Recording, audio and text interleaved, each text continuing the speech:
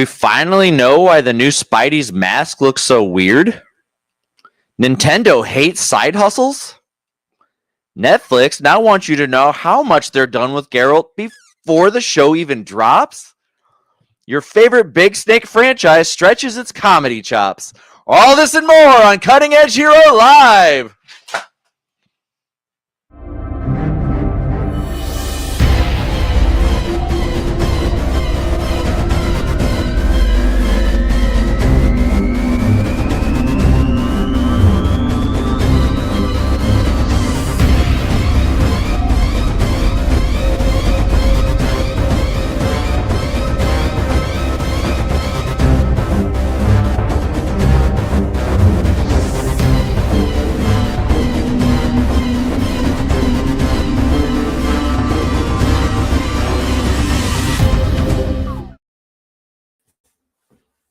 Welcome to Cutting Edge Hero!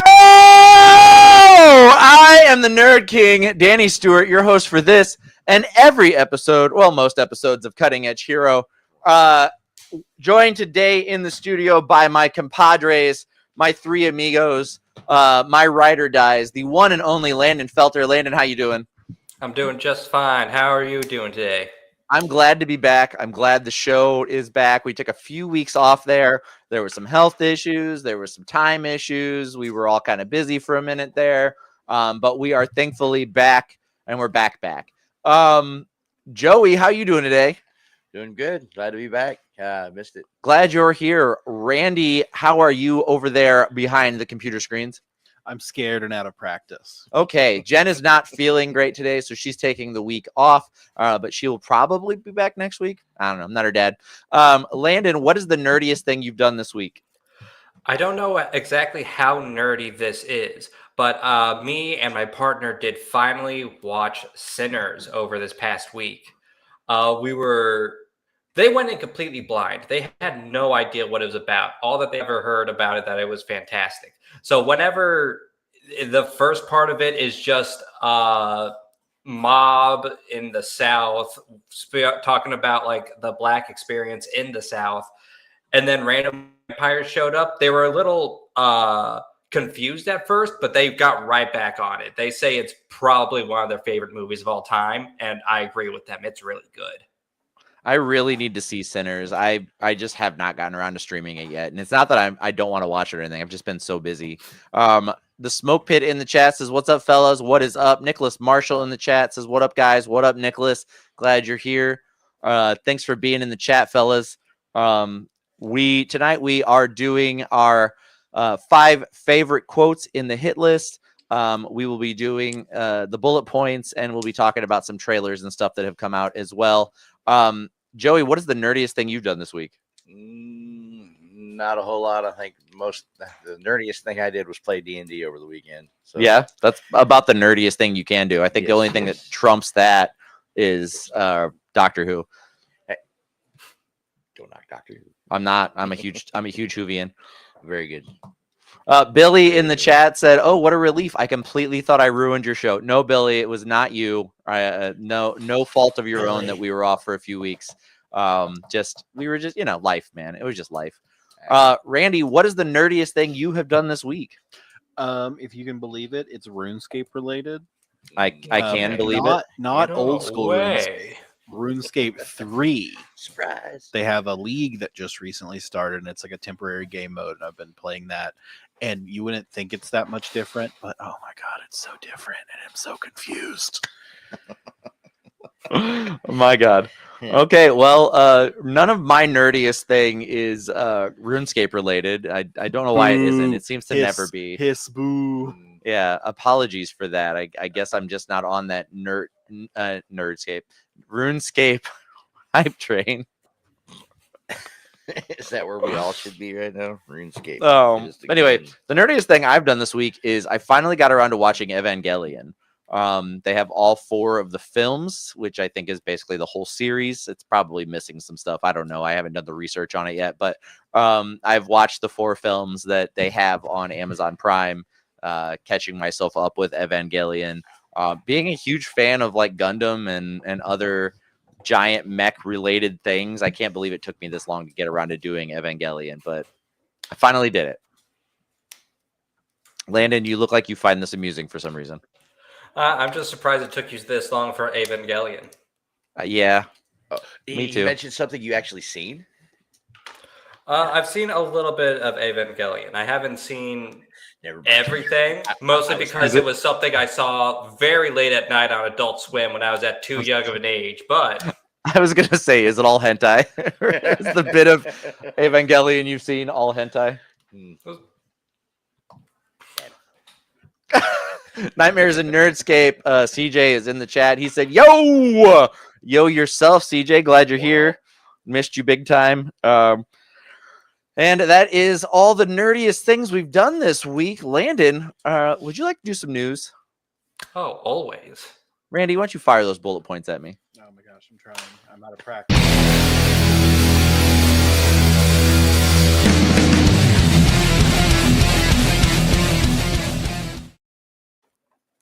Welcome to the bullet points. We are talking about some of, but certainly not all of the news coming out of TV, anime, comics, video games, movies, and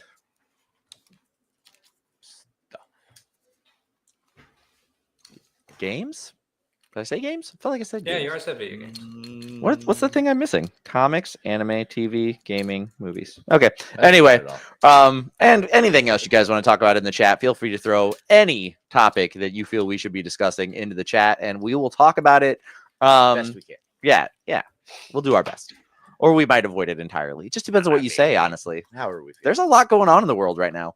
But Challenge anyway, accepted. Not that. Nope. I will talk about porn all day. I'm a sex forward human being. I You've see already nothing mentioned wrong hentai, so- with porn other than the fact that porn workers need to be represented better. The porn union needs to be as strong as the rest of the actors unions, and they should be paid equivalently for the amount of work they do. For a person who, like, if you look at like Mia Khalifa's career, her like early career in porn, for the entire time she was a porn star prior to pulling herself back down off of the internet and turning into like a sports commentator and then being like an OnlyFans girl, she made like $60,000 off of all of the porn she did, which is insane because she did a lot of porn in a very short amount of time. She was very popular.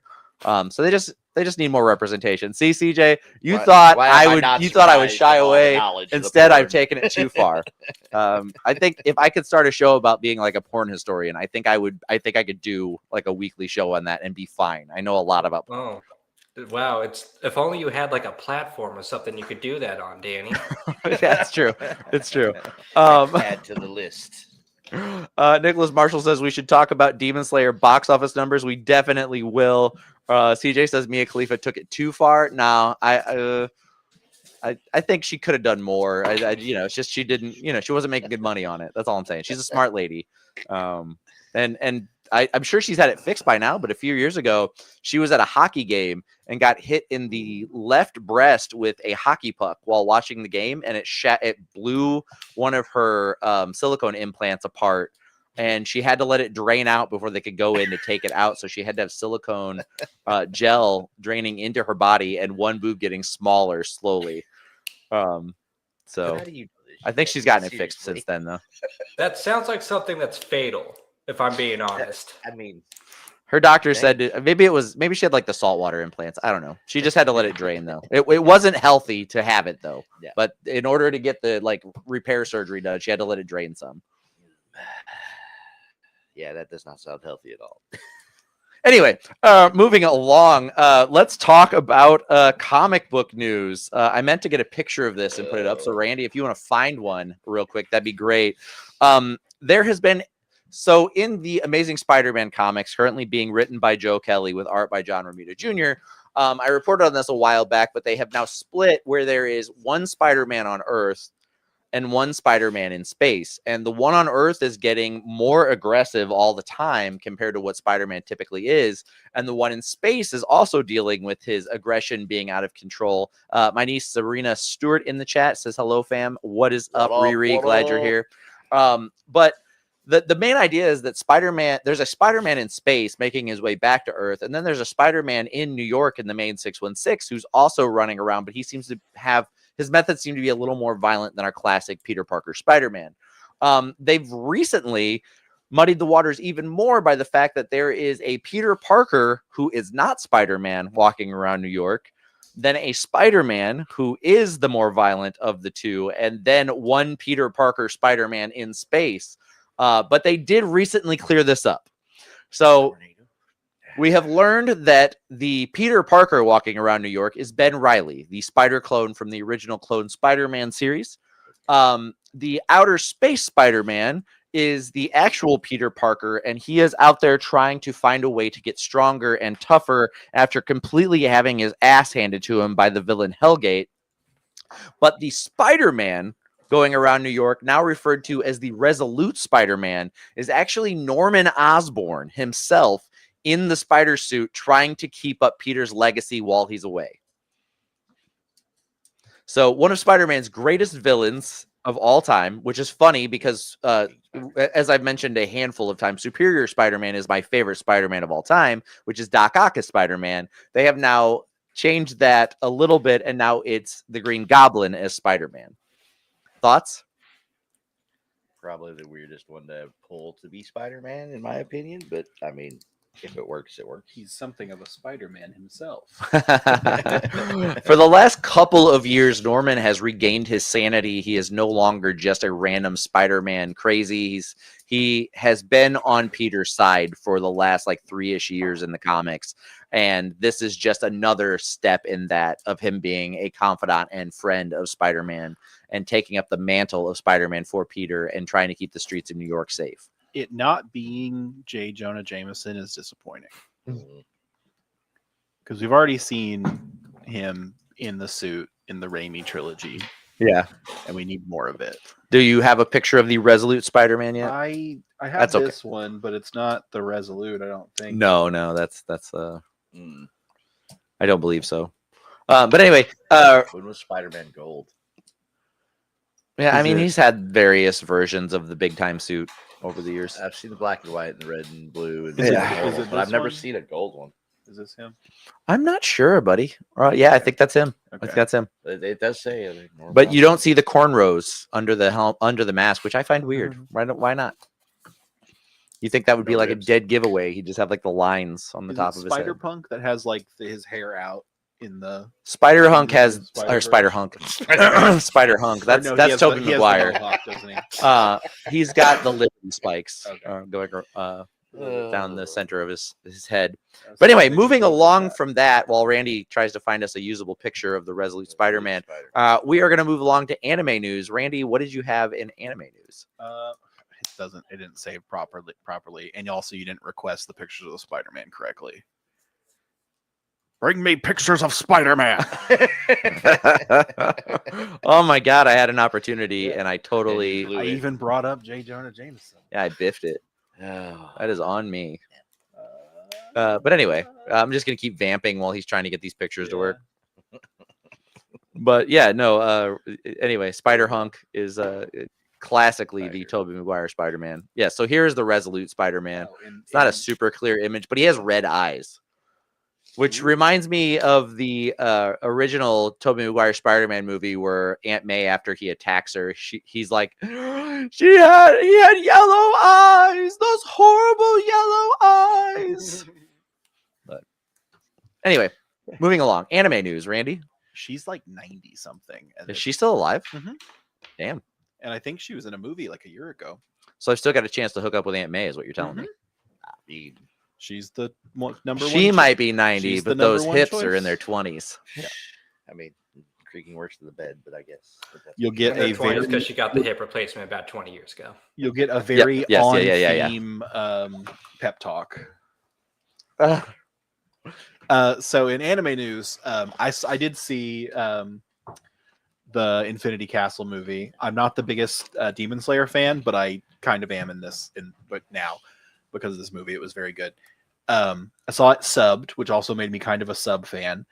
The only issue is I didn't get to hear Channing Tatum, so I'm a little sad. But the whole movie, it was like a new character would show up that we hadn't seen before, and I'm like, would this be Channing Tatum? If I were in dubbed, would this be Channing Tatum? And I nailed it. That is a very call. niche skill you have there for that. I will It's say pretty Nicholas obvious. Marshall said, so will Ben Reilly be Spider-Man 2 or just a Parker clone? I believe he has a spider identity that is outside of being Spider-Man now. And I should have looked that up in my research. But yeah, I think he has his own superhero name now. Let me look it up real quick. Because let's see, Ben Reilly. Red, Ben Spider? Reilly. No. No, it's not Scarlet No. Spider anymore. He's something else Oh, now. okay. Let me. Maybe this Earth 616 Marvel Channing Tatum database is going to page. do the entire Demon Slayer movie as Gambit. I mean, I hope. Chasm. His current superhero alias is Chasm. He's got a purple and green suit that's very similar to like the OG Prowler. And yeah, he goes by Chasm now. Is that No what more you- Gambit is- talk sorry with Channing if Tatum. this He is was too horrible. much, but going off of what Horrible. CJ said, those hips would be into, if you know what I'm saying. Would you also refer to Aunt May as Chasm when you were? Whoa! Yeah. Deep Sorry. thoughts from outside. Moving on. Hot dog down a hallway. Moving on. Damn. There is an Aunt May. Just a rope and a bucket. You know what I'm There saying? is an Aunt They're out, May I guess. magic card coming out in the Spider-Man set, and she's a soul sister, which is like when a creature enters, you gain one life, and that's awesome because I love soul sisters. As much as I love to talk about Aunt May's ham wallet, what else did you have in anime? Hang on, I gotta pat myself on the back. I'm getting a compliment from CJ. Oh wow, yeah. Nice. With CJ saying good things about you. That's a wild turn. We disappeared for 2 weeks, so now he's being nice to us, and so we. Yeah, he's scared. He's But anyways, He's worried we're done. I went and saw the movie, and before Demon Slayer, they had a trailer for the Jujutsu Kaisen movie that's coming out. Yeah. and I was kind of like, I'm waiting for that one. because I thought it was just the Shibuya incident, but in movie form. But they're doing a thing. It comes out December 5th in the United States, and I think it's like a month earlier in Japan. But it is the Shibuya incident and the Culling Games, which is like the season 3, like first arc, or maybe the whole season. I don't know. But it's the Culling Games begins, and there's a trailer that's out. I've been told to be careful with the trailer because it kind of reveals a lot of stuff. So fair warning, careful. I mean, if you've seen the I didn't anime. know what I was looking at the time, but if you if you don't want any spoilers, maybe avoid it. okay. But yeah, it's I'd watch it. let's see. Yuta is back. That's something that's in the very beginning of the trailers. Okay. Which he was from Jujutsu Kaisen 0, the first movie, like the prequel movie. Yeah, he's basically Yuji prior to Yuji. Mm-hmm. Yeah. He's the one that has the, I don't remember her name, but he has the spirit that's in love with him. But yeah. Look, I finally so- got all of my hit list images sent. And then Can't multitask my ass.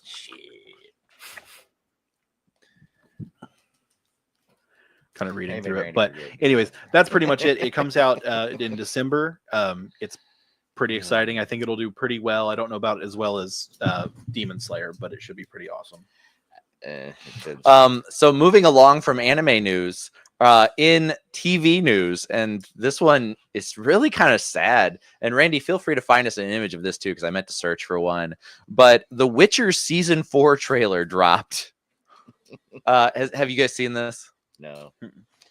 Okay, so it shows us our first look at Liam Hemsworth as the new Geralt of Rivia, and or should I say, great value Geralt of Rivia.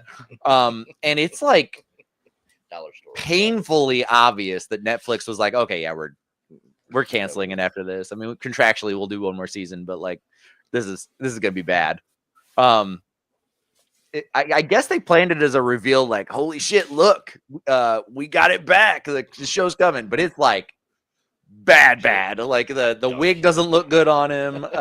He looks silly compared to how serious Henry Cavill was as Geralt of Rivia in the original series. CJ said Geralt of Nivea. That's a good one. But yeah, it's very far off, and I know that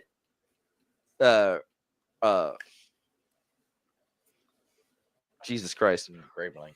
No, Henry Cavill left because they were moving so far away from the source material that he no longer felt good about doing it because he's a huge fan of the source material, and that's why he left. And I guess Liam Hemsworth was like, "Yeah, I'll take a paycheck," but like I feel like this is going to be Oh my like God, why a can't I find fucking an image that train has wreck. more than 2 pixels? I'm sorry. It's okay.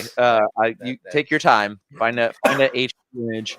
But thoughts on this, guys? What do you have any of you guys seen this, and what do you think? I haven't seen it, but I don't think you'll replace the originals. I am seeing it. Like I'm seeing it now as I'm looking it up, and my first thought before you even said it was, "That's not a good wig on this man." Yeah, I wish that the image had been clear. It's bad. There's one It where it's looked like rough him when I straight see it, on. anyway. Like this one, I feel like is definitely edited.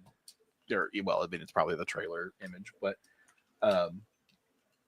yeah, it doesn't look great. Also, his shoulder pads look huge. I They're think trying to this make might be him look this buffer is than just he the is. same image that I just uploaded. Hang on. You found this image again. Well, no, I Fantastic. thought I Yeah, had picked the that I downloaded, but it's not. But the shoulder pads, it looks like they took his Henry Cavill's costume and just didn't resize it because it looks very large on Yeah. Mr. Liam, which I'm sure he's not like a small person. No, Liam Hemsworth is not a small dude. No. He's a pretty big guy. I mean, him and Chris are pretty much the same size. They're Just two get- big ass Australians. Just get Corn Sweat to do it again. He can follow in his footsteps. I don't care what he does. Corn Sweat can. I mean, I think that's a good choice. He definitely looks like Henry Cavill. I think he looks too nice. Yeah, that's This way one's better. Yeah. And that is clearly CG'd to look better. That's fixed. Hang on. Like Yeah. very number 1, number 2. Number 1. It just looks like we were buffering and we caught up. Right. But yeah, it looks. That's CG, like they- so bad. They were saying, like, "Let's yeah. fix it. We can make this better," and it's still not good. Yeah. They turned him Botched. into a twink. Is kind of what it feels like. It's bad.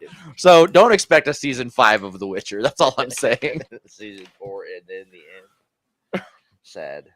Landon, it looked like you were gonna say something a while ago, and then you didn't get a chance. Randy cut you off. What were you gonna say? Oh, I was just going to say, like, it would not surprise me if this whole thing is only pushed on through contractual obligations, like you were saying earlier. Like, having Cavill leave and choose to leave and be very vocal of, like, yeah, I don't like the direction of this show was probably just a PR nightmare. So, Yeah. I mean, yeah, absolutely. People were immediately like, "Well, guess Witcher's done," Right. and mhm. and then they were like, "No, guys, we've got Liam Hemsworth," and everybody's like, "Well, guess Witcher's done." Yeah, I don't think you can replace It was the marketing team trying to be like, no, we still got it. Meanwhile, behind the scenes, the producers and everybody were also like, well, Witcher's done. Yeah. Hey, this is over. It's done. I was like, We tried. "Oh my God, Henry Cavill's leaving The Witcher. Who will we get to replace him? Someone good." Well, we've got Liam Hemsworth. Let's Fuck. do it half-assed. Here's another image where you just see him just chilling. Like What? it's just a twink version of Geralt. It's I yeah. kind of would like it to be good, and I feel like I'm being judgmental Mhm. based on his looks, but he just doesn't look like Geralt, and Henry Cavill did. I mean, Right. when you he, nail he it, pulled it off 100%. I would say when you nail it with him and then you switch it, it's like, well, yeah. Well, like the animation in The Witcher 3 didn't need to change at all, and it still looked like Henry Cavill had been the guy they modeled the character on. Like it was really good. right. Justin Quick said, "Hey Danny, what is up, Justin? Feel free to say hi to the rest of the fam." And Nicholas Marshall said, "Just another beloved IP they juice every penny out of." Yeah, I think they've gotten most of the pennies they're going to get out of this one. We've tossed all the coins we're going to toss. Yeah. That's true. Okay, moving along from that, Landon, what do you have in video gaming news? Hit us with the reload. All right. Gosh, over 3 weeks, it was hard to comb out what I wanted to talk about. I mean, there's probably bigger news stories than this, but this is just the ones I honestly find the most entertaining. So first and foremost, a Switch modder who decided to represent himself in court, has been forced to pay $2 million to Nintendo, as well as give up the IP of his website and everything else. Did he try telling them he's a sovereign citizen? Why would you not You know, take a lawyer? I don't quite think that's how it works. Just a thought. But yeah, I'm this not guy's leaving. based- 2 seconds. Yeah, this guy was one of the biggest flashcard sellers just one of the bigger flashcard sellers, and eventually, like, Sorry. y'all good, or is it just going crazy over there? No, we're good. He got it. I was just laughing. I see his bald head in the screen. I'm gonna fucking kill you. All right. Sorry. Back to Anyway. Right. Yeah, I'm back, this guy Landon. was Sorry. one of the biggest flashcard sellers in online. He decided to represent himself in court. Always a bad idea. Always a bad idea. Right. Yeah. Unless it's And in a movie. Oh, you're cutting out a little bit. A lot of bit. Well, he did say he his. messed it up because he was trying to justify. Oh, he caught up. Look at that. You cut out for. You're free. Oh, well, but yeah. All right. Well, anyway, this guy decided to sell flashcards, decided to represent himself, and now he owes $2 million and is forced to shut down his website. Jesus. I mean, Nintendo's already a legal powerhouse, and you decide to try to represent yourself. That's a real dumb move. Correct. It is a real dumb move. And we all knew, anybody who would have heard this going in, it knew it. Like, okay, all of this makes perfect sense. It's just fun watching a bit of stupidity, is what I'm saying. Yeah. So yeah, Landon's beautiful, kind, loving, sweetest eyes in the world puppy chewed through his Ethernet cable, and he's trying to stream on Wi-Fi alone. So those, I don't know if that's coming through on the stream or just here in the studio, but those spaces where he's locking up, that's just his computer trying to catch up. Right. So I am streaming on Wi-Fi, like Danny said. I'm not even in the same room as my router right now, so it's going through like a few walls at this point, so that probably isn't helping much either. Yeah. So it's okay. We'll make it. Yeah, it's gonna be all good. But anyway, so yeah, all of these, like, what the fuck, Nintendo? Like, seriously, how was he? I'm sure he wasn't cutting that deeply into your market share. And B, who goes up against one of the biggest entertainment companies on the planet without hiring a fucking lawyer? Right. With the biggest legal department in the world. Yeah. Mhm. Anyway, moving along. Moving along. Silk Song. I hope some of y'all have heard of it. It has released finally after 6 years in development, and it broke Steam. It broke the Nintendo eShop, and it broke the PlayStation Store.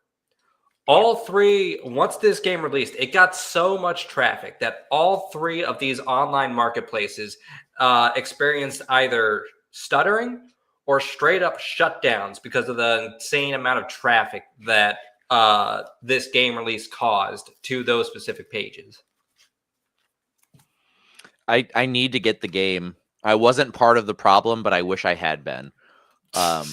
And I haven't finished the original Hollow Knight. I've played a lot of it. And then, so I logged into my my game the other day because I was like, I'm just going to finish this real quick so I can get to Silk Song. My entire game had been wiped. I don't know how I did it. Actually, I do know how I did it. I took all my data off my PlayStation and then put it into the cloud, and then backed it up in the cloud, and then the cloud didn't keep it my save data. So it kept ownership data but not save data, and so all the games that I had on PS4 lost their memory. And this was months ago, but I haven't logged into Hollow Knight in that long. And so now I've got to start all over again, which is fine because I'm going to get there pretty quickly. But I've been doing it without like guides or anything. I haven't looked at anything online, and so it takes a little figuring. And I don't have like 90 hours a week to devote to a game, so like Right. This progress is going to take me a little bit of time to get back. Yeah, I hadn't finished Hollow Knight either. I got pretty far into the game, but then this was when I was in the middle of college, and then life caught up to me.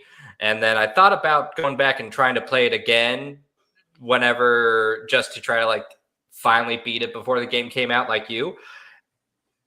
Except like you, I also don't have 90 hours a week to devote to games. So Yeah. But yeah, Okay. fans have been really excited for Silk Song to finally come out. A lot of hype has come out for this game, so much so that people who weren't fans of the original Hollow Knight also flocked to the game, being like, oh, this thing must be incredible, which caused some of the issues we saw. And yeah, I remember seeing Silk Song on a list of like things that were never going to happen or something like a couple weeks ago, and now it's out. It was just like I don't know if they saw that and they're like, haha, fuck you guys. Here's the game. There's like a gaming podcast that I listen to, and they're like predictions at the beginning of the year. One of them is always, oh, well, Silk Song will be released this year, and it's like a joke. And I was like, hey, it actually happened this time. Nice. So yeah, now I've got some more nerd research. I Nick have no says idea what runner Hollow for Knight game was. of the year. So I can believe it. Silk Song. Hollow Knight's a blast. So What is Hollow Knight? I'm gonna have to do some searching. Hollow Knight is it's a Metroidvania. Metroidvania. You play as a bug who is a knight, and he's going through an old catacomb, trying to, I guess, save this like dead town, and get everything back to the way it used to be, and defeat the like, I don't want to say evil, but like the powers that are controlling the area that he's found himself in. And along the way, he makes some friends, he makes some enemies, and Hornet being one of them. And then I believe Hornet is the main character of Silk Song. Is that correct? Yes. Yeah. So it's just a really fun game, though. Hollow Knight is fun and challenging and cute. I'm gonna have to look It into seems this. like the spiritual successor to Undertale.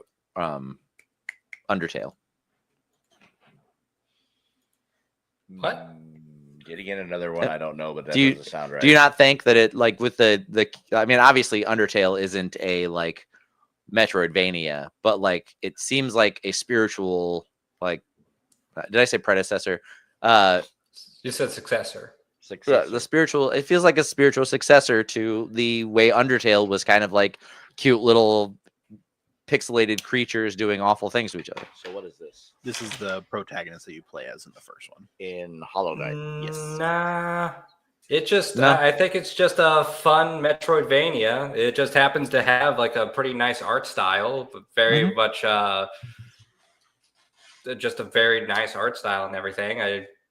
I don't see quite the link to Undertale. You're not talking things out with your enemies or anything like that. I just Shot in the dark and missed. Just in the way, the motifs, I would say, the like dark, gloomy, you're playing as a character with a bug skull on their head. Undertale, you play as a skeleton. Like, I don't know. I just like, it seems. Okay, maybe I'm reaching. Like I apologize, Landon. Landon. You're our gaming guy. I'm very Landon, wrong. Have you not done a pacifist run? Of CJ Hollow says Knight? that analogy does an analogy. Thank you, CJ. I apologize, everyone. I also have never played Undertale. I've only seen It Undertale shows. stuff. Okay, thank you. My bad, everyone. I wanted to look like I knew what I was talking about, and I don't. Holy shit. And Landon was like, no, dude. And that's that's what's great about this show is no one minds when I do it to them, and so I don't mind when they do it to me. Danny, I love the enthusiasm. Nice. Hang on, I'm Wow. Googling something. I'll give you 100 putting me in my place worth of points. I'm seeing what Google Yay. AI has to say of would Hollow Knight and Sans from Undertale be friends? AI Overview says it is highly unlikely that Hollow Knight and Sans would be friends, as they exist in entirely different fictional universes with no crossover, but they share some superficial similarities in their And AI kicked personality. your ass. Thank you, it's not a- AI, for it's- that yeah. very well thought out response. Yeah. I wonder who they stole it from. Anyway, moving along from video game news, we will end on movie news. This one, talk about two things that don't line up. So Sony is rebooting the Anaconda horror franchise. Yeah. In a world where Anaconda was a set of films, and two fans decide to make their own film of Anaconda, and it stars Paul Rudd, Jack Black, and Steve Zahn. It is a comedy about friends trying to make their own small budget Anaconda film to reboot the series, and then they go to the rainforest, the Amazon rainforest, and they accidentally kill the actual snake that they have hired to play the Anaconda in the movie. And so they go out into the wilds to find their own snake, and they accidentally come across the giant, scary killer anacondas from the movie that they love so much. And they end up living in an actual horror film of Anaconda while trying to make a homage to Anaconda. So it's an interesting take on a property that has, it didn't do great, but it's been memeable for a long time. They made two Anaconda films that I'm aware of prior to this one. Landon, what do you think about this effort to turn a horror franchise into a comedy? I mean, did you say they're rebooting it? Did you say they already had two movies that they were coming out with?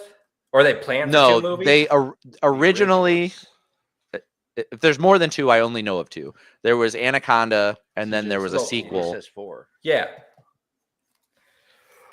Were there two more after that? Because they were not on my radar at all. I don't know. If they are actually calling this a reboot, though, and this isn't just like a one-off comedy movie that they just thought would be a funny idea, then bad play. I don't know what more to say. I'm pretty sure most people with ears and a half-working brain could figure out that this sounds pretty bad. It looks funny. It does look good. It does look funny today. It looks really hilarious. But like, if this is just a one-off movie that they thought would just be a joke funny enough to last a full, God, I hope it's 90 minutes, but it's probably closer to 2 hours, a full 90 minutes, then sure, why not? It could be a fun little romp. But if it's just trying to do a reboot through this, no. God, no. From what I understand, this is a reboot. That Sony is like, we're going to reboot Anaconda with this. But it's like Jumanji. Like, Right. It's very the same humor as Jumanji leading up to the giant snake showing up. Like, at one point, one of the snakes eats and regurgitates Jack Black. They find him like laying there. They think he's dead. So they tie him to a post as the bait for the Anaconda. And then, yeah, with a pig strapped to his back. And then, as I'm sure you can already assume, he's not dead and he wakes up and then he has to run with a pig strapped to his head while the anaconda's trying to eat him. Right. Like, it's silly as shit, dude. And it's definitely spoof worthy. Not that the original Anaconda won an Oscar or anything, but like, it's really, I love the idea. I love the pitch. I believe it's being produced by Funny or Die.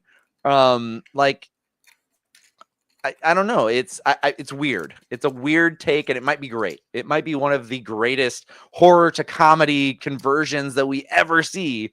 But it's I mean, I think it's fair to say that most people here enjoy good horror comedy. Absolutely. I will agree with that.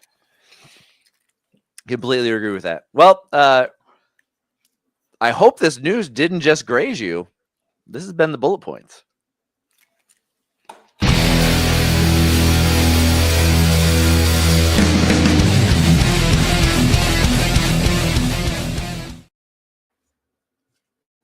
So we are going to move right along into the hit list.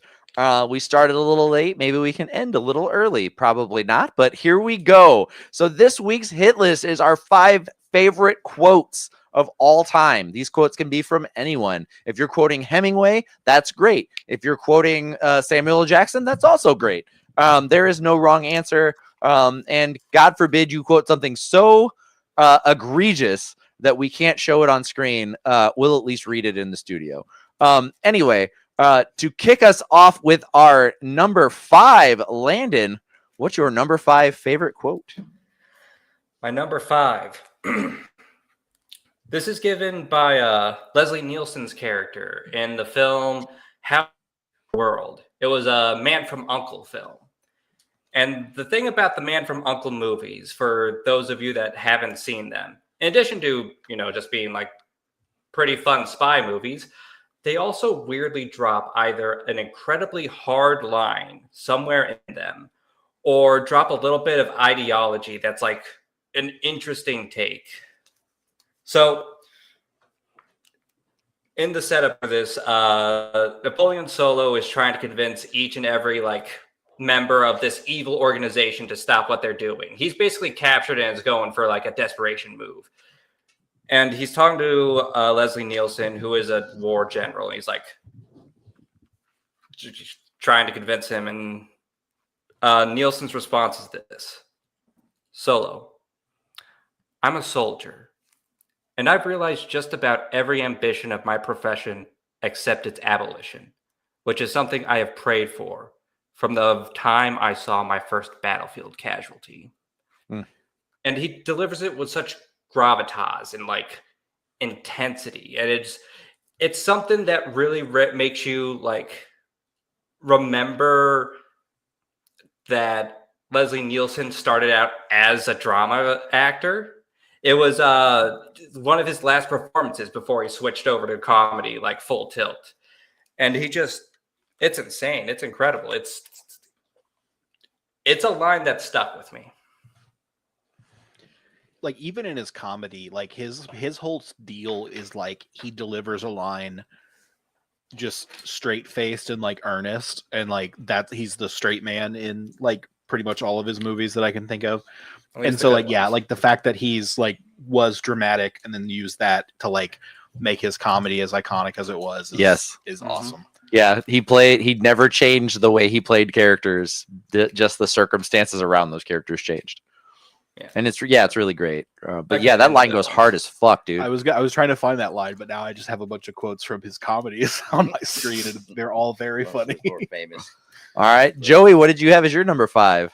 Well, I didn't go as serious as that, but anybody who's seen the movie knows the line. It's every time Ace Ventura is driving and he's going to park his vehicle anywhere, and it doesn't matter if he parks it perfect or it's the most horrible collision you've ever seen in your life, but he always ends with like a glove.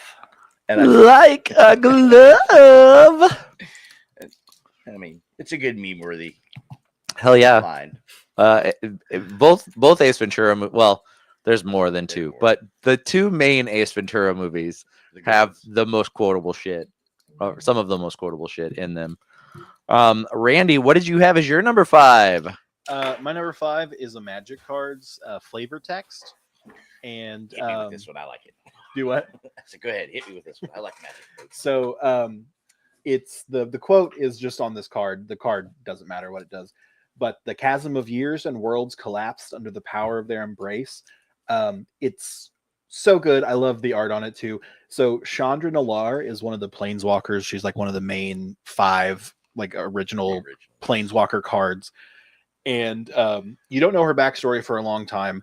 And then they have a set called Magic Origins where you find out there's cards of all the 5 planeswalkers before they became planeswalkers, and you transform them when certain conditions are met into their, and it's their spark igniting, which is how planeswalkers do their magic stuff.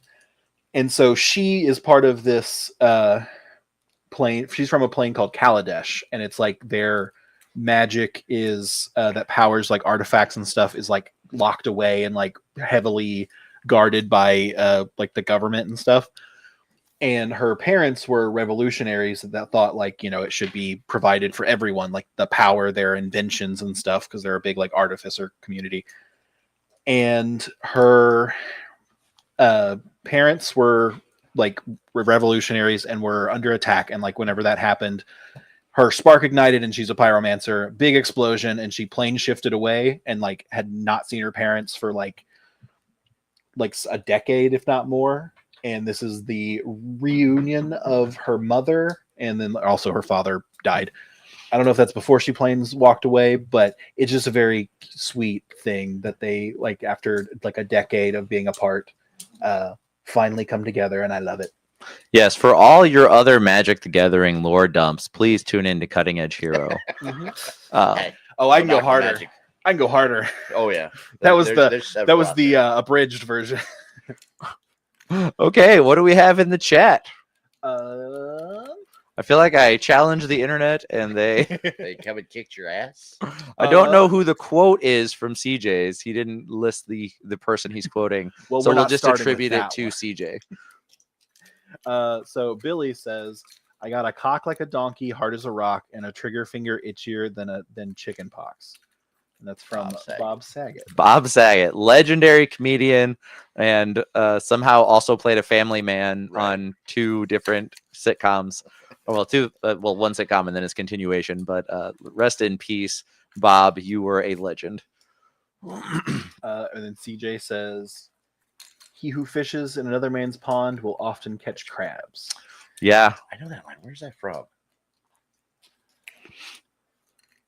I don't know what it's from, The but Bible? CJ said it. I remember hearing it. It was one of Jesus's proverbs. Jesus. And then I don't know enough about the person that this quote is attributed to, whether that's someone we want to be quoting on our show or not. But Do you want to throw it up there? yeah, it's a big ass quote though from Nick. I don't know how much of the screen it's going to take up. Oh. Reports that say that something hasn't happened are always interesting to me because, as we know, there are known knowns. There are things we know. We also know there are hype. This is just a tongue twister. You There got are this. known There are unknowns. known unknowns. We know there are some things we do not know, but there are also unknown unknowns. The ones we don't know, we don't know. And if you look throughout the history of our country and other free countries, it is the latter category that tends to be the difficult ones. That was so fucking clear. I could have just sang Nice. you the lyrics to Color of the Wind in Pocahontas. Yeah. Can you paint with all the colors of the wind? All right. Mine is from a small student film starring one God damn it, I'm drawing a blank on his name right this second. Sam Raimi. No. Bruce Campbell, There it is. one of the greatest living actors of any generation. This comes from Army of Darkness, and he says, "All right, you primitive screwheads." Now, I actually have the full quote right here, but I didn't want to write it down.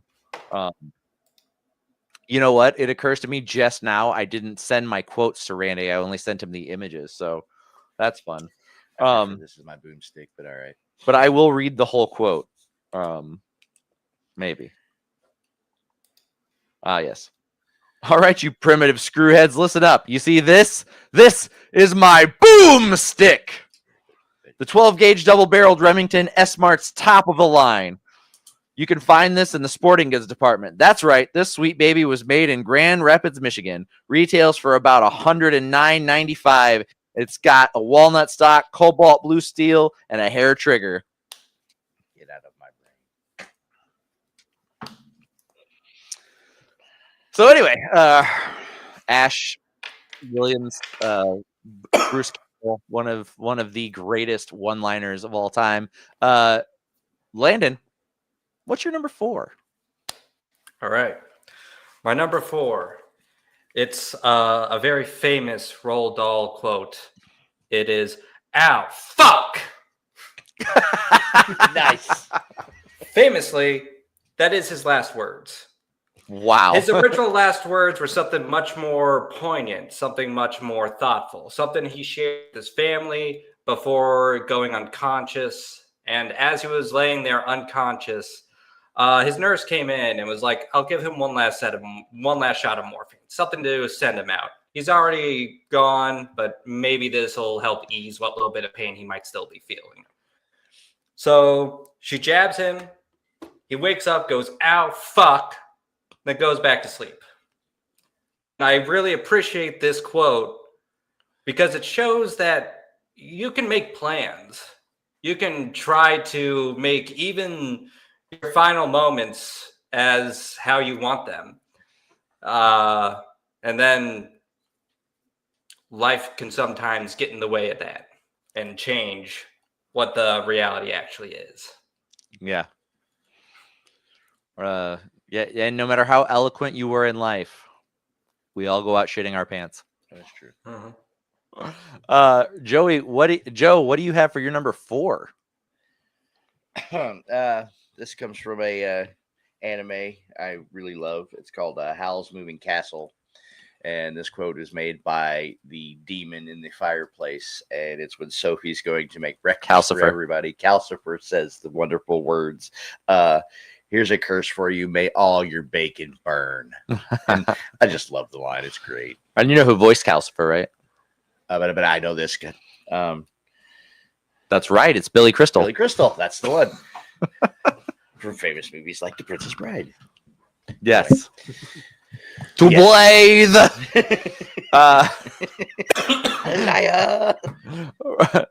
The Great Randini. What did you have for your number 4? So I was trying to vary it up a little bit. So this one's just a comedy.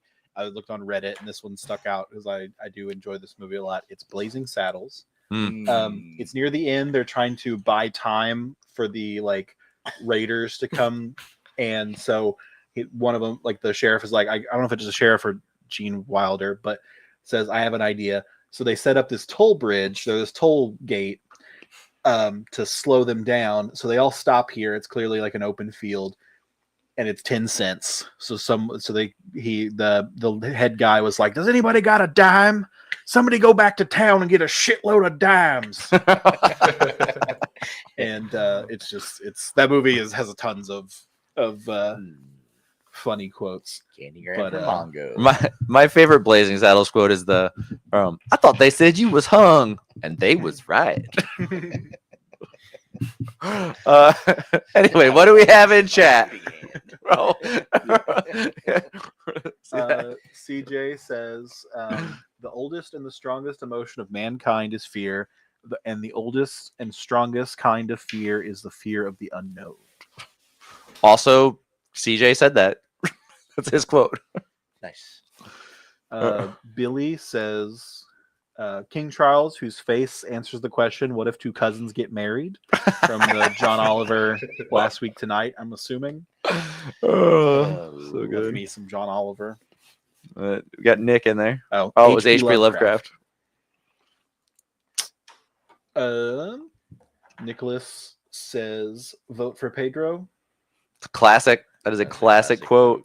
My number 4 quote again comes from a movie in the Evil Dead franchise. It is Army of Darkness, and it was when Ash Williams said, "Honey, you got real ugly." This was a GIF when I saved it, but ended up being an image. But I'm glad they kept the Make a GIF logo in the corner, even though it's not a GIF anymore. Yeah, the context of this is that the girl that he was in love with got turned into a demon, and she says, "You found me beautiful once," and Ash just goes, "Honey, you got real ugly." Great line. Landy, what do you have for us at number 3? All right, my number 3. This starts off one of my favorite games out there.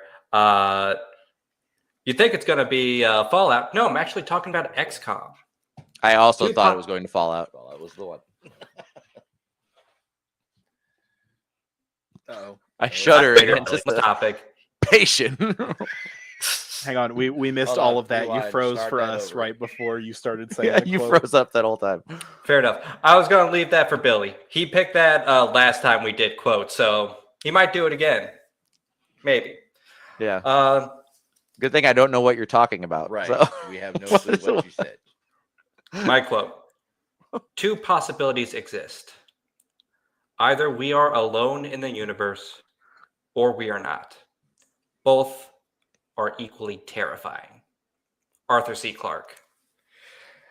And that's just talking about the grand expanse of the universe, and if somehow, some way, in the everything outside of this galaxy, outside of the every other galaxy we know of, if somehow, some way, we are the only ones out there, that's a terrifying thought for like how alone we are in the universe. And if we're not alone in the universe, well, what else is out there? Going back to CJ's quote of the oldest and strongest emotion of mankind is fear, and the oldest and strongest kind of fear is fear of the unknown. It's exactly that, And spiders. as well as just a touch of how What about werewolves? big it all has to be. But yeah, it completely. Yeah, it's that like realization that everything is in space, even us.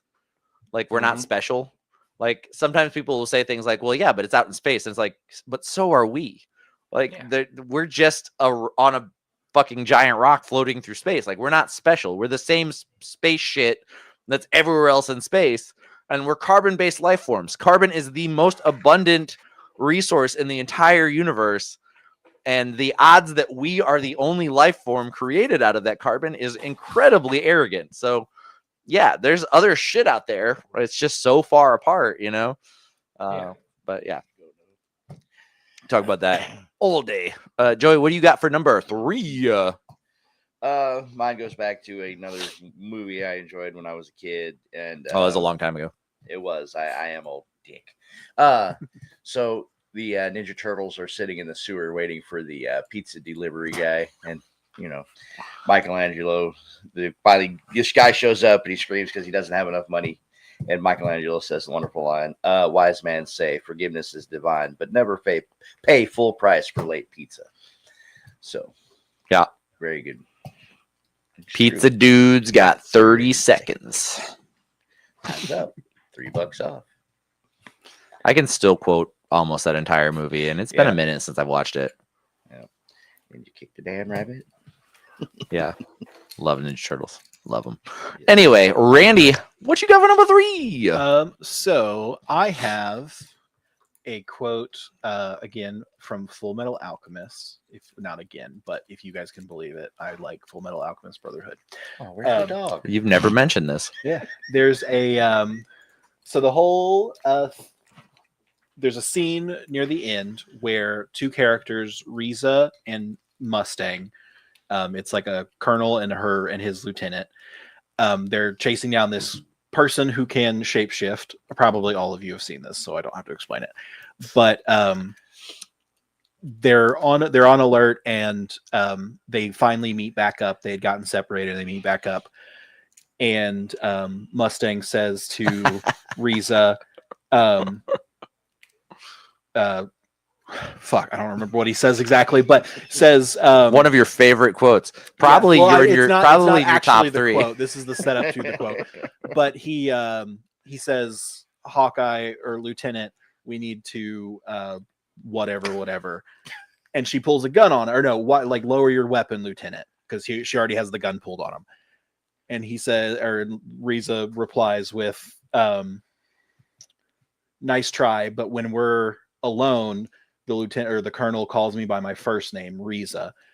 And then that triggers Envy, who's the shapeshifter, to shapeshift out of the form. The gig is up, and she goes, "Oh, I didn't know you two were so close." And then Riza replies before shooting her him in the head, "I lied." And that's the best quote, is just, "I lied." Yeah. And then Yeah, and then Mustang fucking walks out and just sets him on fire over and over and over and over again. It's so badass. Mm-hmm. Very good. There's a lot of good quotes in that whole sequence. But Yeah, like when we're alone, the Colonel calls me by my first name, Riza, and then the gig is up. It's just such a good sequence because like when you're watching it, you're like, does he? And then nope, she lied. yeah, it's like whenever yeah. You're good at this. Keep going. Ed Got it. says I resurrected my mom, but it cost me an arm and a leg. There's a quote on there for you about equivalent exchange. Yeah. Okay, Randy, what did we have in chat for number 3s? Number 3s. We have Nicholas with we don't have a lot in common, or we do have a lot in common. Sorry, I've messed it up already. We do have a lot in common. The same earth, the same air, the same sky. Maybe if we started looking at what was the same instead of what was different, well, who knows? I love the way he says different. I love that you switched to Meowth's voice halfway through that. Well, you got It was to. so good. You Figured got it out. to. It was really good though. It's a great On Meowth target. voice. Good The job. How amount often of do you talk in a times- Meowth voice? I know you do. I know you like to sing in Elmo's voice. The amount of times that I say perfect instead of perfect is a lot. That's right. Perfect. Team Rocket blast off at the Sorry, let me speed of let me light. get this queen out of here. Sorry, queen. I realized I still had her up. And it was not her who was quoting that. She doesn't sound like Meowth. I think. Sorry, this is off topic, but didn't that voice actor pass just recently For the lady? for Meowth? Oh, for Meowth? I have no I idea. think so. I think the English voice actor I passed am away. not a I big think- Pokemon fan. I think they've so, also voiced James. not really on my radar, So but maybe. it's big sad, but Oh. he was great. CJ says, when someone asks if you're God, you say yes. Winston Zedmore. I don't know what that's from. I don't know. I who feel like that I is. do, but I I don't. don't know who that is. either. The name Winston Zedmore sounds familiar. That's Ghostbusters. Oh, Yep. Oh, when they're on Yes, the it roof is. with somebody Fuck else, yeah, dear thank God, you. Say yes. Nice. Thank you, Landon. I couldn't put it together, but yes.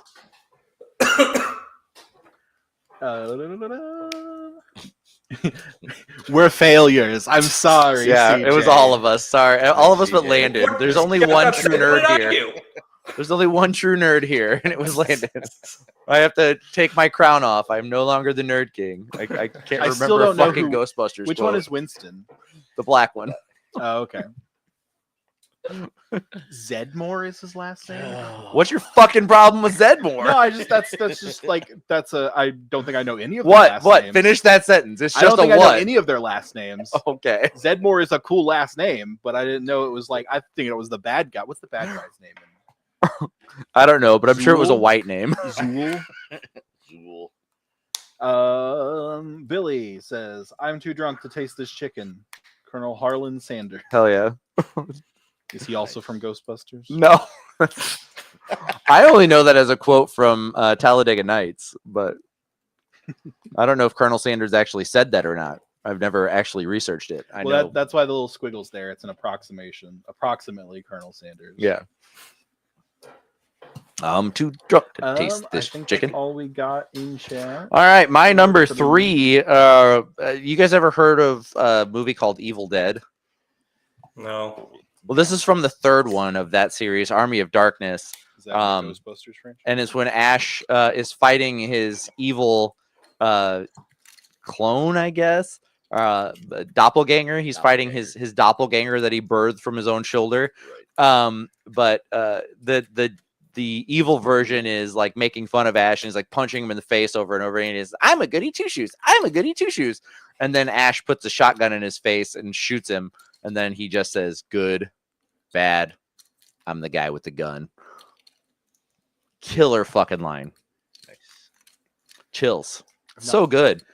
Like the whole movie's goofy, right up until that, and then it's just like everything stops. There's no sound. There's no like music playing in the background, and then he just delivers this fucking killer line. Changes the entire tone of that scene.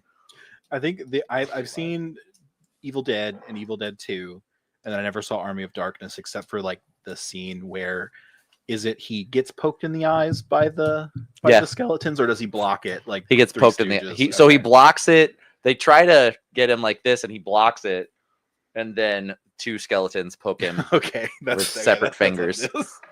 I saw that It's- part. And I'm like, I think I get the movie. It's a whole Three Stooges skit, but with Ash fighting skeletons. Skeletons. It's pretty good. And with the absolute like nightmare fuel that Evil Dead 1 and Evil Dead 2 are, the tonal shift to an action comedy for Army of Darkness, I think that may be what they're going for with Anaconda, now that I think about it. But anyway, moving along. Landon, can you drop that hot, steamy number 2 right on my chest? Oh, only if you ask nicely, I can't ask nicer than that. I'm out. of course. Well, Okay, I'm man. stretching the definition of a quote here just a little bit, Hell yeah. because it's more or less like the first third of a poem. But it is called "Be Drunk" by Charles Baudelaire. You must be Which drunk Ghostbuster was he? He was from Ghostbusters 2. He's the one that they get back sometime for like the party scenes. Fucking CJ. Sorry. You fucker. Oh, that's so good. Oh, that's such a good joke. Nice. Sorry, I interrupted you CJ Landon, with a zinger. with this, but I was gonna start. No, laughing, no, it's so- fine. God Fuck, damn, that's too CJ. good. That's too good. But anyway, Nice. All right. why do I do this show? Anyway, So we can pick on you. did I upset your dog? No, I'm just checking on him. Doing good. Anyway, No Ethernet Landon. cords. All right, where's this Cleveland Steamer? you were quoting Harlan Ellison, I believe. Charles Baudelaire. Close enough. Oh my God, I was quoting on Ellison. Jesus Christ, this would be a different list. Be drunk. You must be drunk always. That is everything. The only question. Not to feel the horrible burden of time that crushes your shoulders and bends you earthward. You must be drunk without respite. But drunk on what? On wine? On poetry? On virtue? Take your pick, but be drunk.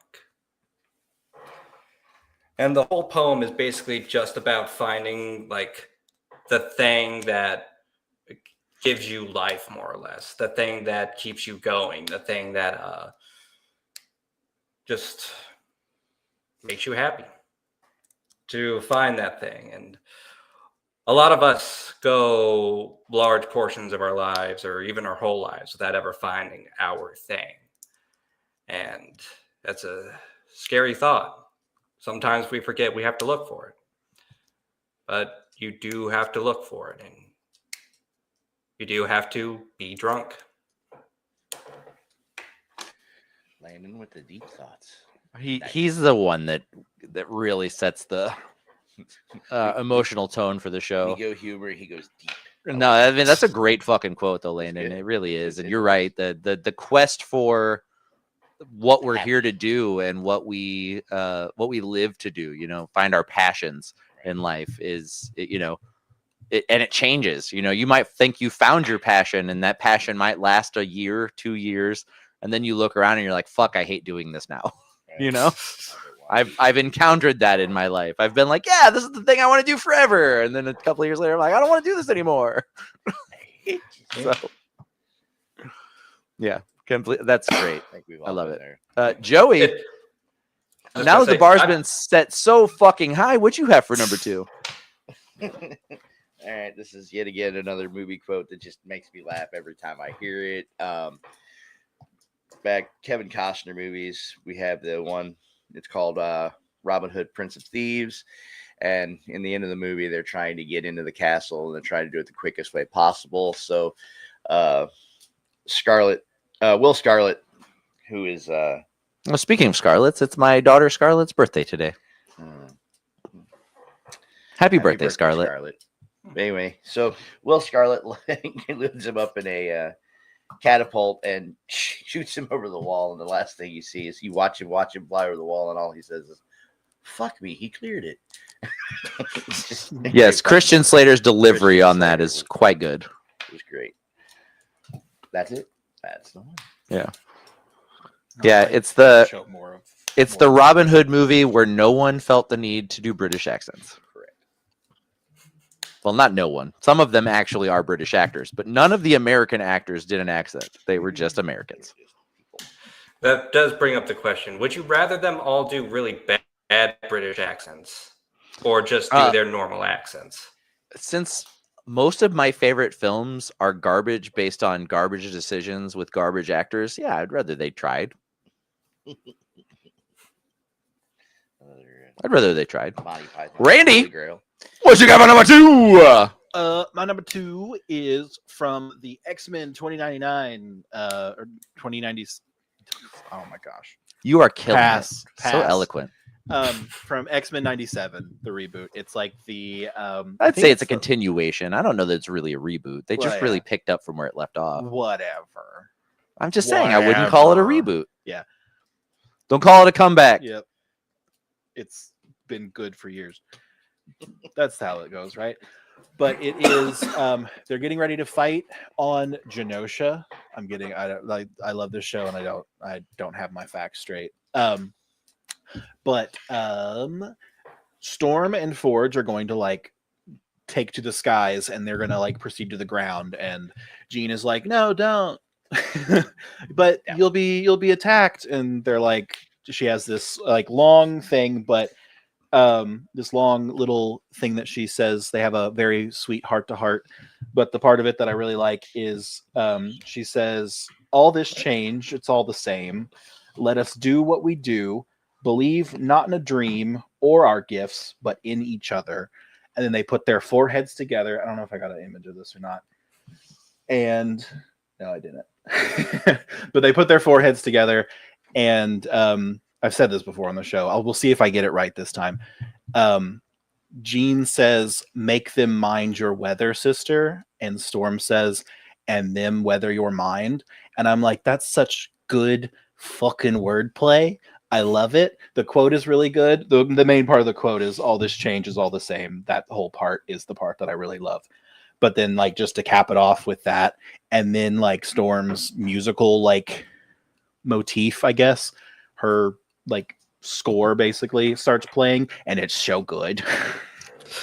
It's so good. I was like, da-da-da-da-da-da. No, that's like the whole show's score. She has like this really cool, because they do it again at the or they do it before at the beginning of the series when she has another awesome quote where she like lightning strikes. It was going to be on the list, and I remembered this one, where lightning strikes the ground and turns the desert into like glass, and she like then makes a tornado of shards of glass, and it's ancient sands, heed my command, because she speaks so fucking cool.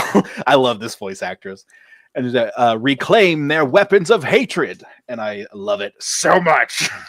But she has this music, and I've tried to find it like just on its own, and I can't because Disney's fucking greedy with their shit. But it's that's the how music Randy got sued by Disney. the music is just so good that like when she does something cool, it starts playing. You know, what would you call that?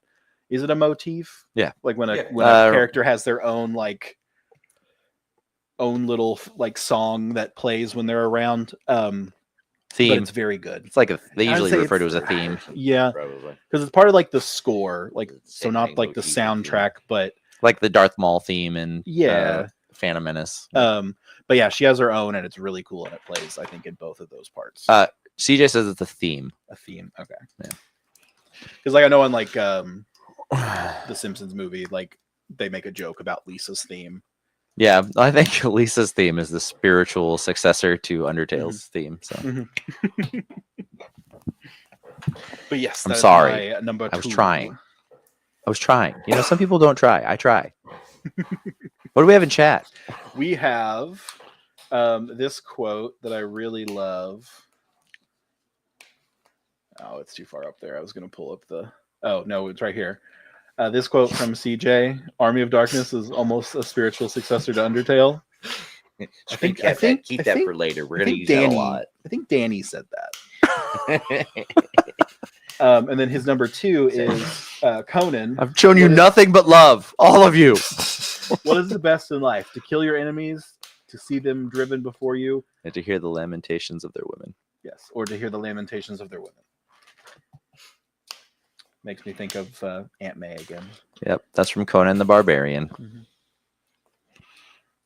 Yes, Randy will always be thinking. Okay, about I knew there was Aunt an May. Aunt May quote up here from CJ, or not an Aunt May quote, but I bet Aunt May would give you an equivalent exchange. Is that what we're calling it Yeah, now? I missed that earlier, but I needed to get to it. I really like Nick's number 2. Sometimes we forget we have to look for the things. Why do you have me read these? Sometimes So you can get better. I can't cold read. I can barely read. Sometimes we forget we have to look for the things. You're killing it. That is a Yes. really hard word to read. Yeah. Sometimes, this is Landon's quote. Sometimes we Me. forget we have to look for that thing, but we do have to look. Landon Felter. Nailed it. Hey, That on a coffee cup somewhere. I'm so good with my wordage and things. It was great. It was very eloquent. Landon, you ready for my hot steamy number 2? Ready. I don't know if you guys have ever heard of this Open a movie, window. but it was God, I think it was Sam Raimi's like 3rd or 4th film he ever made. It's called Army of Darkness, and it's whenever Ash Williams says, "Name's Ash, housewares," at the end of the movie, right before he summarily kills another. What are they called? They're not called Deadites. Deadite. Yep, This Another is Deadite. Steam Deadite. Is the third one the one where they made him put venom in it and he didn't want to? No. That's the one. That's the one where Ash got the emo sweep and danced to get ladies in a jazz club. But anyway, I guess we're at this point in the show, Landon, where I have to ask you if you would be so kind as to give me your number 1.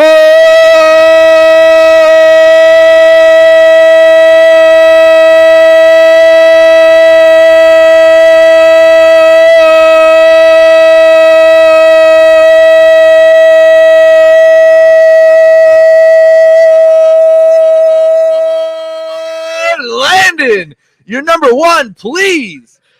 Danny, I'm going to be so sad when you eventually get like some sort of cold or something that goes after your throat. And it's not bad enough for you to cancel the show, but it is bad enough to where you actually have to shorten that. Or just say number 1. I'll be sad too.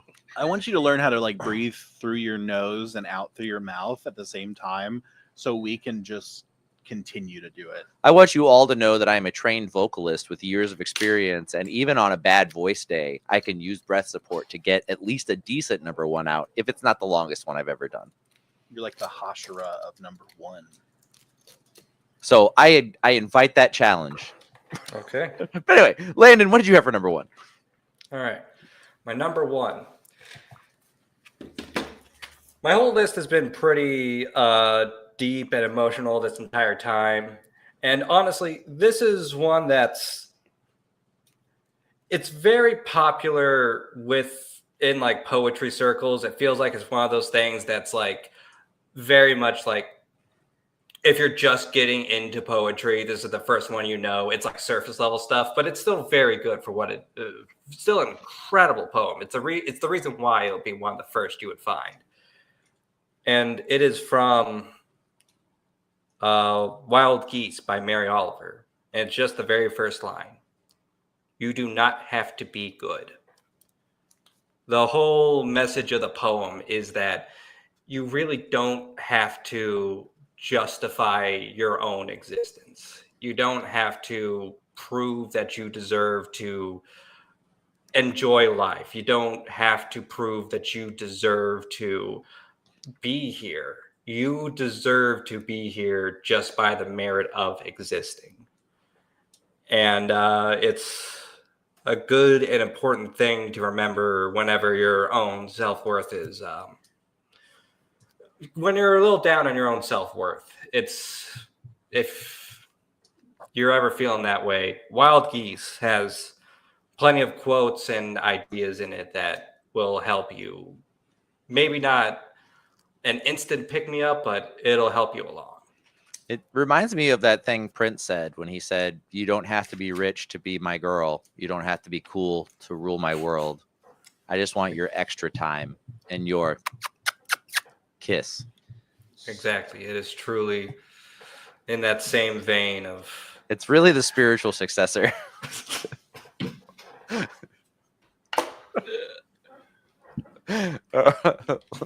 God, Landon, you know so much more about poetry than I do. I mean, I don't know a whole heck of a lot about poetry. Like I said, I feel as though a lot of this stuff is like stuff that's the more popular surface level. I'm sure there's plenty of people who would actually hear like the stuff I'm quoting and it's like, oh, I know like other poems that hit those themes better, or like, oh, I know like more. Well, they can go fuck impressive themselves, stuff. and you can They quote me can. on that. But Joey, you know, I just try to explore the different art forms and everything. that's incredible. You're so fucking eloquent and beautiful. You're like an angel without wings. Joe, what's your number one?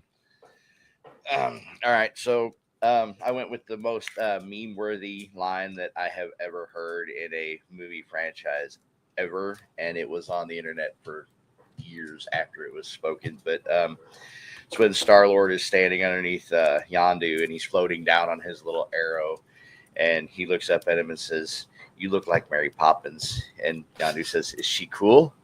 And he says, "Yes." And he says, "I'm Mary Poppins, y'all." And it's just one of the funniest meme-worthy quotes I've ever heard. So I like it. Yeah, that's a good quote. Yep. I mean, it's kind of bullshit compared to what Landon said, but it's a good, that's a It good is quote. bullshit. Yeah. I do admit it's not as deep thought as Landon's, but I'm getting there. Randy, what kind of bullshit you got? My bullshit. I will let you have a guess if you can guess what it's going to be from. RuneScape? Full Metal Alchemist. Magic No, the Gathering again. no. I tried, but no. Pokemon. Free Run. Yeah, Free cheater. Free run. looking at the side things. So You could minimize that. I No, don't it's have to fine. see it. Right. no, but it was going to be one of those. I'm surprised nobody said Imagine Dragons, but you know, I'm Yes, sir. always imagining dragons. Mhm. It It's seems so like such a fun. cool band name, and their music all sucks. okay. Hang on, CJ will defend that. Not CJ. You defended it one day. I said defended something about it Imagine being- Dragons. Yes, Me, yeah. this You- guy, You got the real, metalhead you at the got- middle of the You desk. got real mad that I had said something about something disparaging about Imagine Dragons. No, but mine is from Freerin. Did you compare him? You compared him to Nickelback. Mm-hmm. That's what I got mad about. Yeah, they're an actual fucking band. Here They it make their comes. own music. Baited. Yeah, no, of Rage course. baited. Jesus Rage Christ. baited. Yeah, I remember what you Max. fucking said that one time. You compared Nickelback to Imagine Dragons, and even though I don't like Imagine Dragons, they don't deserve that. Nobody should be compared to Nickelback ever. Yeah, Def Leppard. Def Leppard's a great comparison to Nickelback. They're the same band. Anyway, But yeah. Randy, what were you So going to every say? time you What's diss your number every one? time you diss Imagine Dragons, I'm gonna be like, you went to bat for them so hard. So I don't know if not comparing them to Nickelback is me defending them so hard. You went hard in their defense. Yeah, because You went I don't know that I went real hard in their hard defense, but the defense of Nickelback is bullshit, and I don't care. Everybody who's like, Nickelback's not that bad, just jumps on that fucking bandwagon of all that bullshit. It's like, yeah, they fucking are. Yeah, they're that fucking bad. The initial hate was the correct response. This fucking like, oh, Nickelback not that bad. Why'd they make everybody so mad? Because they fucking suck. And they're radio-friendly music with no art behind it. Did you see that shit Landon was saying a minute ago? There's no Nickelback song like that. I'll tell you that shit. They didn't write it because they felt it. They wrote it because they thought it'd sell fucking albums. And no matter how many fucking albums they sold, they were all shit. And Nerd King is sued by Nickelback. Anyway, Randy, what were you saying? I was saying how Nickelback is the spiritual successor to the Leopard. They are. They are. They really are. That's nailed it. Bullseye. All this fucking Nickelback apologist bullshit is so fucking stupid. Jesus Christ, grow a pair. My God. Damn it. I was hoping you Ladies, so I could get an image. Men, all of you, grow a pair. Fucking stop defending Nickelback. They don't deserve it. You know what they did deserve? That time that their own fans fucking stoned them off stage because they suck so bad. Wait, That's what what? they deserved. Their own people bought tickets to see Nickelback and were so angry that they saw Nickelback that they stoned them off the fucking stage. They knew they were seeing Nickelback. They paid money to see Nickelback. They got out on the fucking stage, and the fans were like, "These guys suck." Nickelback And they threw rocks deserved at them to get till stoned. they left. Danny Stewart. Yeah. And you win Fucking the race, quote face that of the all day. day. Good job. Well, Oh this, my God. this makes my number one really awkward then because it's from the Nickelback song. Look at this photograph. What is the what I is don't the know. It was small the first one that pixelized text I this is the can't first read one say? read that I don't know. Yeah. Then. It probably says "fuck you, Danny." If I had more time and was faster, I would have put my image into that. But The only version of that I like is that video where it's like, "Look at this fucking cat." I laugh every time. but anyways, I forgot what I was gonna say now. What's your number one? Yeah, no. So it's Yeah, you had from a quote, I think. yeah, it's from Freerin, which is kind of like the spiritual successor to Nickelback. No, it's not. Freerin is art. And it's fucking killed it's like the the second to whole last episode. They've gone through the mage exam Just gonna and wear they're it's like a flashback, or it's not really even a flashback. It's just Zedia and Freerin talking, and Zedia like insults her or says something kind of like worded at her, and she's just kind of like lets it roll off her back like Freerin is one to do. And Zedia says, it's hard to believe someone like you could have defeated the Demon King, or like why don't you defend yourself when I say stuff like that? Yeah, I can't. It's hard to believe that someone like you defeated the Demon King. And she stops and like with her back to Zedia and says, well, I didn't defeat anybody alone. Said Himmel, Eisen, Heiter, and me. If any one of us hadn't been there, then we couldn't have won. And Zedia says, so you had strong allies. How lucky. And then Freerin kind of does this turn and smile, and she says, that I was. Incredibly so. And I fucking love it. It is. Yeah. It's so good. It's so Good, good. but- Just because like out of all of that, like that's what kind of gets her reaction, and it's like a smile. I didn't really catch the smile here as good as I wanted, but it's so good. And then it goes into like this, like a flashback of her with them around a campfire, and like Himmel, basically talking about how they had met previously, and she just doesn't remember it because it was like so long ago and just meant nothing to her, but like everything to him. And it's so good. This show is just so fucking good. But yeah, That's a good question. Fucking Like it. CJ. CJ Freerin is like the spiritual successor to VeggieTales. it is. And then which of these 50 quotes is his number one? That fucking All of got them. me. All of them. The whole thing. That fucking The whole got thing. me. I have a Oh my 12-page God. document here that I was going through to try to find the quote that I wanted from a podcast, and I was like, I'll just go with the one that I have already. One time when we did like a favorite, I think we just did favorite quotes in a previous show, because now I'm thinking about it. Like Billy did the whole Abe Simpson speech from the Lemon Tree episode of The Simpsons. And then Landon had to read it. It was pretty funny. But anyway, what do we have in chat? Nicholas says my favorite quote of all time has to be from my girlfriend. I'm going to shit your pants, Amber Nash. That's a fucking threat right there. That's a threat. Yeah. Or She's a classy wait, lady too. was this a threat, a warning, or a statement of fact? Or was she hitting on you? Dude, When- please share. What? Yeah, Too we many need questions. context. What Too was many the questions. what was the event surrounding this being said? Yeah, What led up to the shitting of the pants? That's a good question. yeah. And was there follow through? And then was she actively wearing your pants at the time?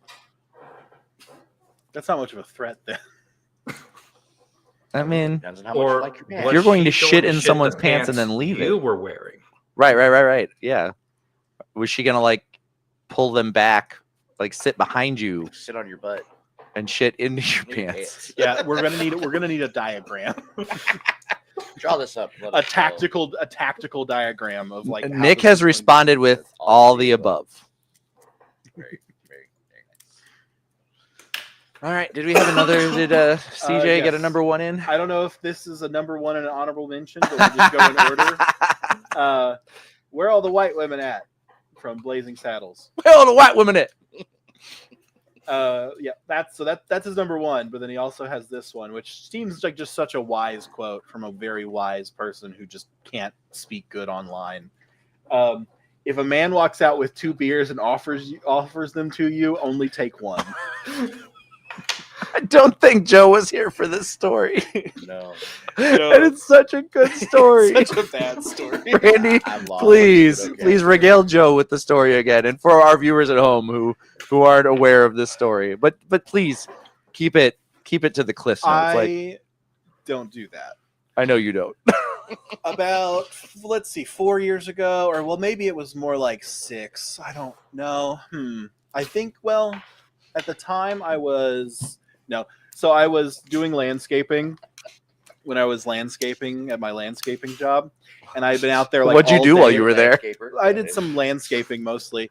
But I was spreading mulch around like trees of like this rich guy's house, and it'd been like it's a hot ass day, much like today. Yes, you were torturing the trees by spreading their dead friends around them. Mhm.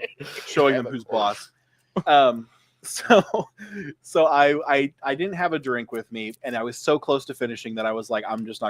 And by finishing, it means orgasm. Yeah. Well, yeah, you lay down the mulch, and then you just blow all over it. So dendrophiliac, I guess. But so the guy Say came 'em. home and Say it like isn't. came outside to like what? No, And, like he came out and he had 2 beers, and he was holding them like they were stacked on top of each other, and he holds them out. And so I take both of them, like he's holding them stacked on top of each other, and I take one at the top and one at the bottom and take both of them. And then we stand there for about, I don't know if it was like 10 minutes, but for a while, and just talk. And I'm just holding the beers, both of them, in my hands, because I was like, I'm not gonna drink them in front of him. I'll chat and then I'll drink them like afterwards. I was very thirsty. And then like we chatted briefly, and then he goes back inside, and I go and sit one of the beers inside the truck, and I like open the other one. I don't like beer at all. Like I don't, but I was very thirsty. So I drink like half of it and then go and finish everything. And then like, as I get in the car and I see like the beer is there, I realize that one of the beers was supposed to be for him. And we were going to sit there and like chat together. And I told the story better the first time. But yeah, so I realized that that I was not meant to take both of the beers, that we were supposed to share a beer together, and I did not do that. I took both the beers because I was just thirsty, and I never even drank the second beer. Now, to be fair, Randy's actual first name is Austin. No, Or your my middle first name is Randy. Austin. His middle name is Middle name is Austin, but he Austin. goes by Austin with his family, I go by everything to everybody. and by Randy with everyone else. I think. Am I saying that right, or is it the other way around? It doesn't matter. I go Anyway, by Randy, he I does go by I go Austin. Tapley. And so there is a world where Austin walking out with 2 beers in his hands just makes sense, Mhm. because like Stone Cold, you know. So like there is a world where the image, you know, it'd be like Austin 1469, if a man hands you 2 beers, they're both for you or something. But anyway, Let's see what happened was. But yeah, so that was. who needs friends when you've got 2 beers? Mhm. Or Randy Tapley. Yeah, I didn't need to make friends with a rich guy who was hiring me to do landscaping. What could that lead to? What could knowing a rich guy lead to that could benefit me in any way more than just 2 beers? I see CJ has Who another needs quote, and so does camaraderie? Nicholas. Who needs friendships? Right there. Go up one. I saw this in Kamaputra, Nash's girlfriend. All right. Does that book exist? I can. And then Never mind. I don't want to. The Nick says, "I'm going to pull his pants down and therefore shut in them shit in them. while he's wearing them." Amber. Oh. Yeah, we know. Shit. Well, my number one. Is it about shit? Do you guys like independent films? Eh. Do you like when independent films get picked up by a studio and then they remake the original all over again and call it a sequel? Yeah. Well, this comes from the 3rd movie in that franchise, and it's Army of Darkness, the 3rd film in the Evil Dead franchise. I've never heard of And this. You've never mentioned Yeah, this. yeah, It's one of the best about it. lines in the movie, and it actually is the end of my number 5 favorite quote, but I gave it its own quote, and it's when Ash says, "Shop smart, shop S-smart." I probably quote this a handful of times every week. See, And with no context whatsoever. Somebody will say something with the word smart in it, and I'll just be like, "Shop smart, shop S-smart." You sent this, and I absolutely thought that the quote was just going to be groovy. That's also a great Ash Williams quote. So is "Give me some sugar, baby." But I will So say, is look at this photograph. But "Shop you get credit smart, for that. shop S-smart" is my favorite quote of all time. Today. Next time we do this list, I'll have a whole different 5 favorite quotes. But anyway, this has been the hit list. Next week we are, let's see, what week of the month is it? It should be another dossier with our good friend Randy Tapley. So if he's willing to undertake that arduous task of putting together a book report for us, next week we should be back with the dossier. Randy, any idea what your dossier will be about this time? I don't know, but if I can make it about Miss Piggy again, it'll probably be about. Miss Okay, Piggy this has again. been the hit list.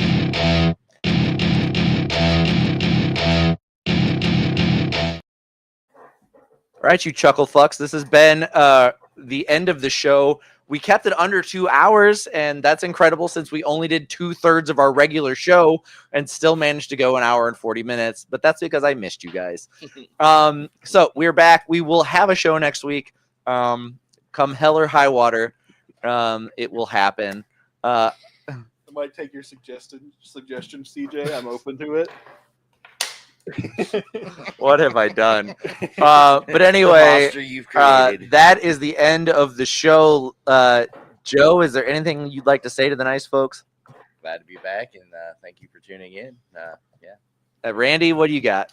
Well, Joey just said something about the monster you created, which is a line in one of the songs from. So, Landon, what would you like to say to the nice which people? Also has Imagine Dragons in it, which is the spiritual successor to. I cannot believe I've given you all the power on this show. You What gave if I- the why- hammer, why you're did gonna I hit make- you with it all of that? Landon, why did you leave me? You 'Cause- remember when it was just the two of us sitting down here? Yeah, I remember where it was just the 2 of us in the musty basement, occasionally moving around the cat poop because your cat poops a lot everywhere, rearranging things as needed, taking down, putting back up. It was a fun time. Yeah. I have not mentioned once to you that your basement is musty, and he just said it to your face. Yeah, but I love I'm Landon. honest. I'm honest. You're not, Randy. You're a dirty liar. That's why I you're am going to very hell. honest. When someone offers me 2 beers, I take both. To be fair, the basement isn't musty. I'm musty, and I'm in the basement. Mhm. Yeah, and that's why I'm here, because I'm like one of those. Because like any man, I have a strong musk. I'm not musty. I am one of those like things you put in your basement that absorbs moisture. So that's why I'm here. The basement has never been dry. Oh, Thank you for your service, Randy. Mm-hmm. That's me absorbing all the mustiness. Anyway, Landon, what would you have to say to the nice people? I guess I would just like to say it's really good to be back. Thank you all for coming out. You know, if you were not here, we would just be talking to the walls and dead air, and really you are the part that makes this show, and we really couldn't do it without you. And I know this is my first time back in about 3 weeks, and I got a little emotional with some of my quotes this time and on the show more generally. And because of that, I swear to you, next episode, bits, tons of bits, doing lots more bits. There will be nothing but bits. All right. You're going to be so fucking tired of my bits by the time I'm done. I'm talking 100 I bits. want to know about your bits. 1,000 bits. 1,000,000 bits. Bits forever. 1,000,000 years of cutting edge hero and 1,000,000 years of bits. You're going to fucking hate it. I promise that to you. Well, this has been I the was- show. I was hoping you were gonna go until Daddy just tells me to like cut. We cut it. we love you guys. Thank you for Phase it being out. here. Thank you for contributing in the chat. Final favorite quote of the show. CJ said, "What the fuck? It smells like teenage boy in here." Landon. But yes, Nice. so we will see you guys next week. You guys have been amazing, and we've been Cutting Edge Hero.